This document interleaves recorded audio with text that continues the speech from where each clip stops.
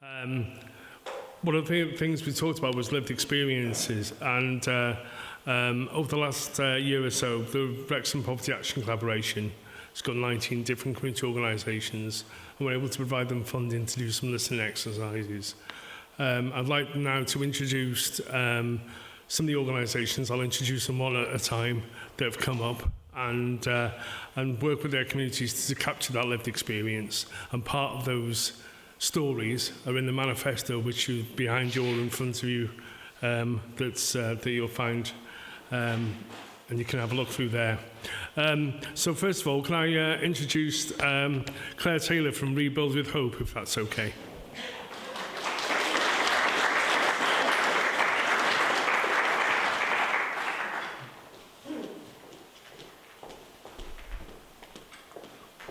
Thank you, David. Thank you, everybody.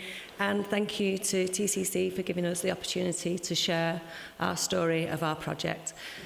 Excuse me. So we delivered a 6-week project called Voices of Wrexham, Circles of Hope. And this was an opportunity to bring people together in a warm, welcoming space, which was our community cafe, which is based in our store in Eagles Meadow, if any of you are familiar with that.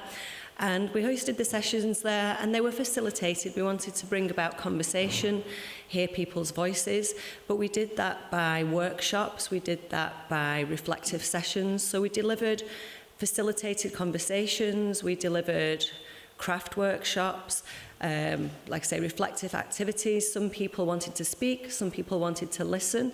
Some people, as the weeks went by, got more confident to share their voice in that safe space. And we recorded that in a variety of ways. So we produced artwork, and that can be seen in the cafe. We created an installation altogether. So excuse me, each week was themed differently, and so we built up this picture of these different issues that people were speaking about. So things like, obviously, affordability, transport, advice, support, and it was really clear that kind of despite people's maybe wages, maybe their benefits, maybe their pensions, all of these things were outpaced by the cost of living and how they felt they could cope.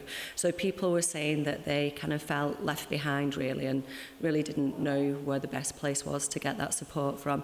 One person quoted, she said, money isn't everything, it can't buy everything, but it can help to buy peace of mind, and that if you don't have it, that things feel a little bit heavier.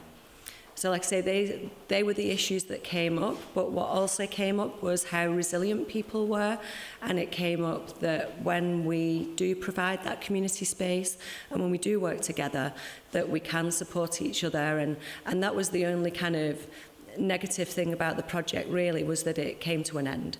So obviously the funding is fantastic, but for these people who are looking for that support and want to kind of have that network, that, like I say, these kind of sometimes projects come and go, and I think that's what we need, is to kind of keep that connection with each other and keep providing that support, that people kind of have somewhere to go and feel heard. Thank you.